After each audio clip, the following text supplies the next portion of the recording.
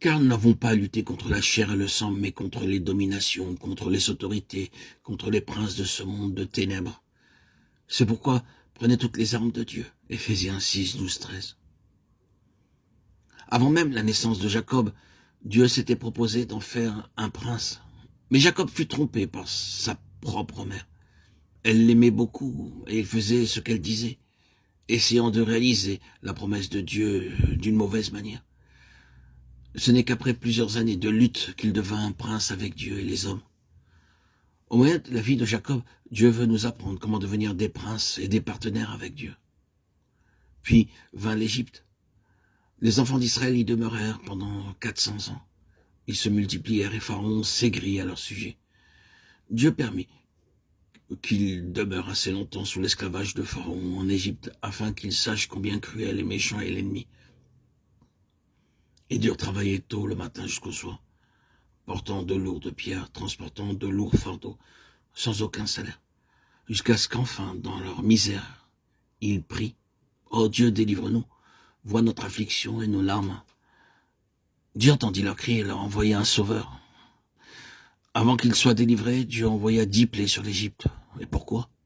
Afin que le peuple réalise combien l'ennemi est un séducteur. Chaque serviteur de Dieu doit apprendre combien l'ennemi est méchant et faux, et qu'il essaie d'entraîner les enfants de Dieu dans les ténèbres.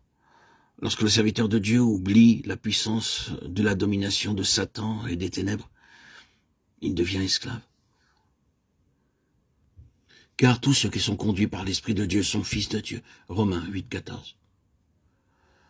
Lorsque les enfants d'Israël vinrent au désert, ils errèrent pendant 40 ans, sans posséder ni champ, ni édifice. Pour leur nourriture, le Seigneur dit, « Je vous enverrai la manne chaque jour. » Ils ne devaient faire qu'une chose, rester là où ils avaient planté leur tente, jusqu'à ce que la nuée de Dieu s'élève au-dessus du tabernacle. Nombre 9, 18 à 22. Dès que la nuée s'élevait, ils devaient partir, quelle que soit l'heure du jour ou de la nuit, et dans la direction qu'elle prenait. Ils ne pouvaient aller où ils voulaient tandis qu'ils étaient dans le désert. Ils étaient le peuple de Dieu, et ils devaient être conduits, gouvernés, contrôlés par Dieu en toutes choses. C'était une leçon simple qui, cependant, leur était très difficile à apprendre. Dieu désire que vous et moi nous apprenions cette leçon, apprendre à être conduits par l'Esprit. Romains 8, 14. Le peuple de Dieu a reçu le don du Saint-Esprit. Il est sauveur ainsi que guide. L'enfant de Dieu ne doit être dirigé et gouverné que par lui seul.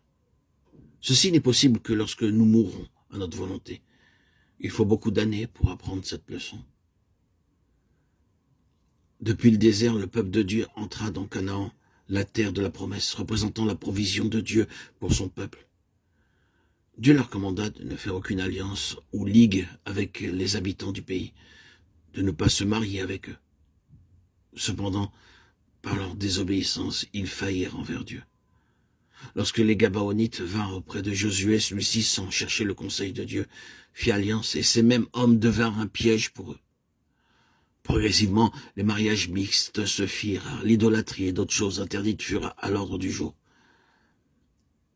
Et le peuple devint spirituellement aveugle.